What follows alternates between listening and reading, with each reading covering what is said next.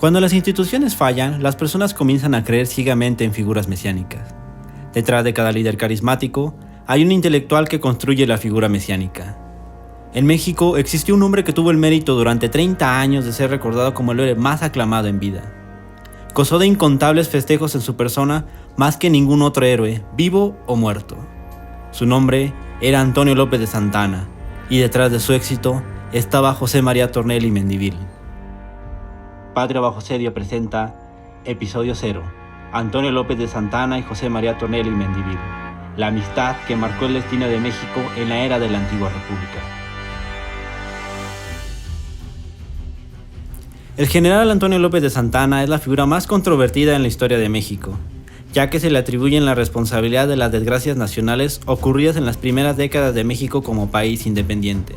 Sin embargo, investigaciones recientes han arrojado un panorama completamente distinto al que recordamos de nuestras clases de historia, que distorsionan la participación de Santa Anna en varios momentos históricos, exagerando las consecuencias de sus acciones para simplificar y limitar el entendimiento del pasado. En este programa vamos a responder a la pregunta de cómo Antonio López de Santa Anna se convirtió en un fenómeno de masas, y cuál era el verdadero alcance de su poder. Esto con la intención de entender y explicar lo que ocurrió en la era de la antigua república.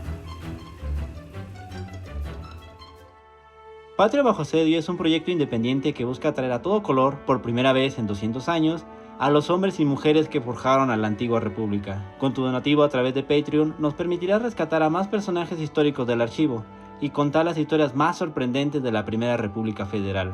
Con tu suscripción a Patreon puedes acceder a contenido exclusivo. Para conocer más del proyecto puedes encontrarnos como @patriamexicana en nuestras redes sociales en Facebook, Twitter e Instagram. Originario de Jalapa, Veracruz, Antonio López de Santa Anna nació en 1794, en el seno de una familia criolla de la clase media. Al poco tiempo, su familia se mudó para el puerto de Veracruz, donde vivió la mayor parte de su infancia y formó un vínculo muy fuerte. A la temprana edad de 16 años, Antonio se alistó para el ejército realista. Pocos meses después estalló la revuelta del padre Hidalgo en el Bajío.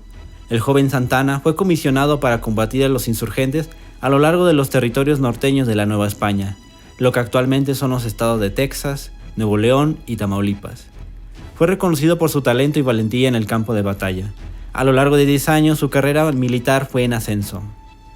Para finales de la guerra regresó a su natal Veracruz, donde se dedicó a combatir las guerrillas insurgentes y empezar a consolidar su poder como cacique en la región. Comenzó a ganarse el favor de los jarochos por su exitosa labor como hacendado y autoridad militar. El 24 de febrero de 1821, Agustín de Iturbide proclama el Plan de Iguala con la vaga promesa de las 3 garantías: religión, unión e independencia. La noticia se esparció como pólvora y llegó a los oídos de Santa Anna, ahora con 27 años de edad, que mantenía su lealtad con el ejército realista y se puso a debatir con sus hombres si era buena idea cambiar de bando. En ese contexto fue enviado a Orizaba a reemplazar a un coronel, y en las cercanías del volcán Citlaltépetl conoció a un joven militar que le cambiaría la vida para siempre. Su nombre era José María Tornel y Mendívil, con quien entabló una amistad muy cercana hasta el final de sus días. Por su parte, Tornel era un año más joven que Santa Anna. Era oriundo de Córdoba, Veracruz. Destacó por su inteligencia desde muy chico y estudió teología en el prestigioso Colegio de San Ildefonso. Pero un día, a la edad de 18 años, decidió escaparse de ahí y unirse a las filas del ejército insurgente de José María Morelos y Pavón. No obstante, su participación fue corta debido a la derrota del Siervo de la Nación. Tornel se apegó al indulto ofrecido por el virrey, retomó sus estudios teológicos en Puebla, al poco tiempo se casó y mantuvo un perfil bajo hasta que supo noticias del Plan de Iguala. Se desconoce qué platicaron en ese primer encuentro entre Santa Anna y Tornel. Lo que sí sabemos es que Santa Anna tuvo un enfrentamiento con las fuerzas trigarantes poco tiempo después, y tras hablar con el líder de las tropas, fue que decidió unirse al ejército trigarante. Tornel fue uno de los factores que ayudaron al jalapeño a cambiar de lealtad. Prueba de que se hicieron muy buenos amigos inmediatamente fue que le otorgó amplios poderes a Tornel para que lo representara a finales de 1822. A partir de entonces, ambos permanecieron leales uno del otro, y fueron evolucionando de facciones políticas a lo largo de sus vidas. Llegaron a ser trigarantes, monarquistas, iturbidistas, anti-iturbidistas, republicanos, federalistas, centralistas y finalmente autocráticos. En los inicios de la antigua república, Tornel comenzó a construir su carrera política desde el centro, mientras que a Santana le tocó hacerlo desde las provincias, porque nunca fue de su agrado la vida citadina de la Ciudad de México. Lo que a Santana le apasionaba eran las peleas de gallos, apostar en la baraja, administrar sus haciendas, luchar en primera línea de batalla y seducir a toda mujer que se le pusiera enfrente. Pero jamás mostró interés en los debates políticos librados en el Congreso, o gobernar al país desde Palacio Nacional, con la única excepción de su último gobierno, que fue una dictadura terrible.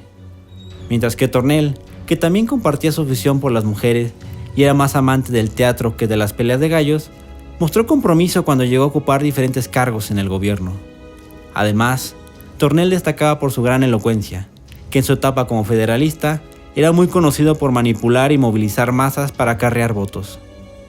A lo largo de la antigua república, Santana llegó a ocupar la presidencia en 6 ocasiones distintas. Se caracterizó por gobernar pocos días, porque decía no tener vocación para gobernar, y prefería poner a alguien más apto en el cargo mientras él se retiraba a administrar sus haciendas o ir a comandar ejércitos para encarar los conflictos. Santana gozó de la enorme ventaja de que Tornel siempre lo mantenía informado del panorama político, y ser su gran consejero mientras él podía retirarse a la vida privada en su hacienda Manga de Clavo. Por otra parte, Tornel fungió como su operador político para que éste regresara a la presidencia en los periodos de crisis.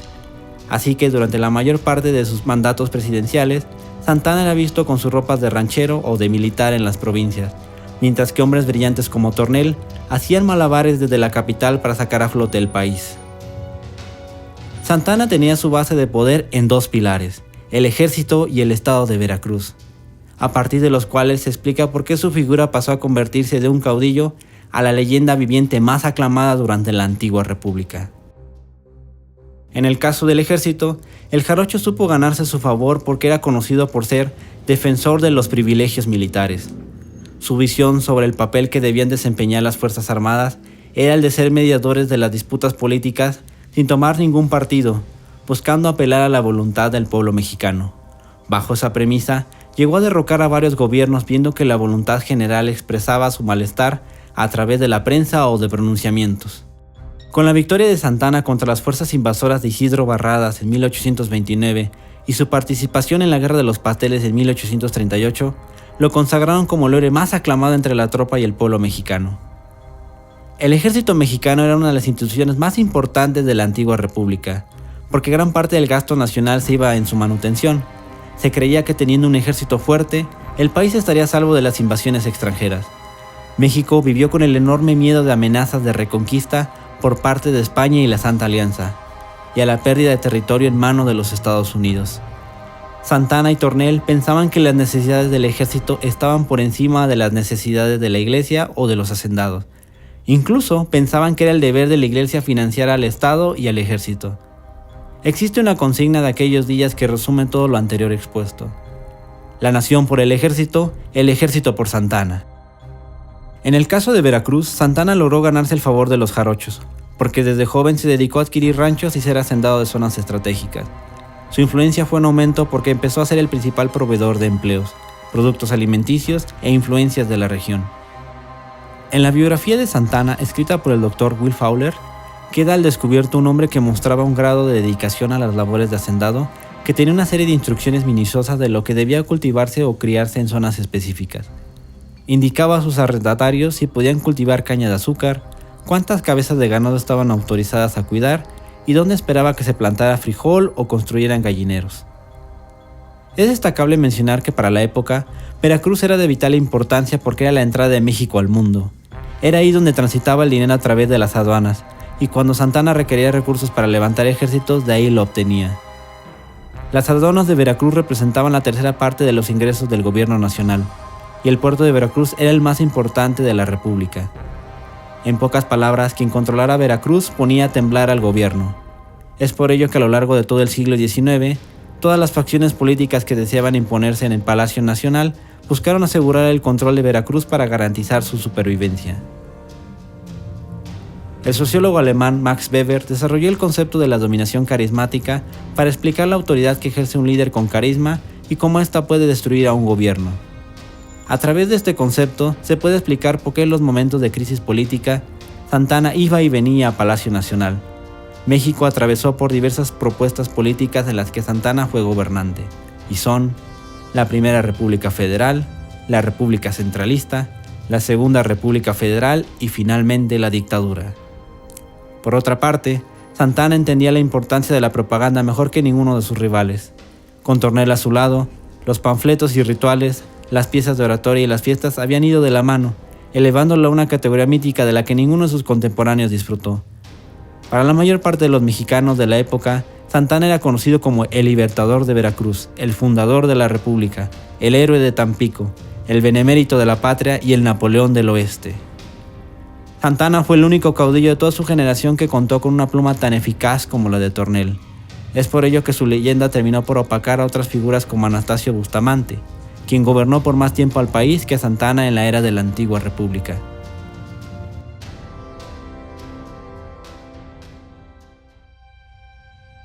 Como hemos ido aprendiendo a lo largo de este programa, el impacto que tuvo la amistad entre Santa Anna y Tornel permitió que un caudillo veracruzano se transformara en toda una leyenda viviente a través del poder de la propaganda. La popularidad que cosechó Santa Anna a lo largo de su vida entre las Fuerzas Armadas le permitió consolidarse como el mediador de las distintas facciones políticas, porque el ejército era una de las instituciones que definía el destino de la antigua república. Y por último, el hecho de que Tornel fuera un gran consejero político e informante de Santa Anna mientras hallaba en su hacienda Manga de Clavo, explica cómo podía regresar al escenario político conociendo los pormenores de la grilla política. Es importante aclarar que este programa no pretende redimir ni exaltar las figuras de Antonio López de Santa Anna, José María Tornel ni ningún otro hombre de la época, porque no buscamos crear una narrativa de héroes y villanos, sino todo lo contrario. Poder explicar el pasado a partir de investigaciones recientes para poder aceptar una historia que para algunos resulta dolorosa y traumática. Es por ello que si desean profundizar en este tema, recomendamos leer la biografía de Santa Anna escrita por el Dr. Will Fowler. Esta fue la historia de cómo la amistad entre Antonio López de Santa Anna y José María Tornel y Mendívil marcó el destino de México en la era de la antigua república. ¿Conocías algo sobre esta amistad? ¿Qué crees de esta explicación? ¿Qué más te gustaría conocer sobre las andanzas entre Santa Anna y Tornel? ¿Piensas que debí mencionar algo? Escríbelo en la caja de comentarios para discutirlas. Recuerda que si te gusta este programa y te gusta la historia de México, no olvides suscribirte, que más temas relacionados a la Primera República Federal voy a estar comentando. Gracias por escuchar. Nos vemos en la próxima batalla. Esto fue Patria bajo asedio.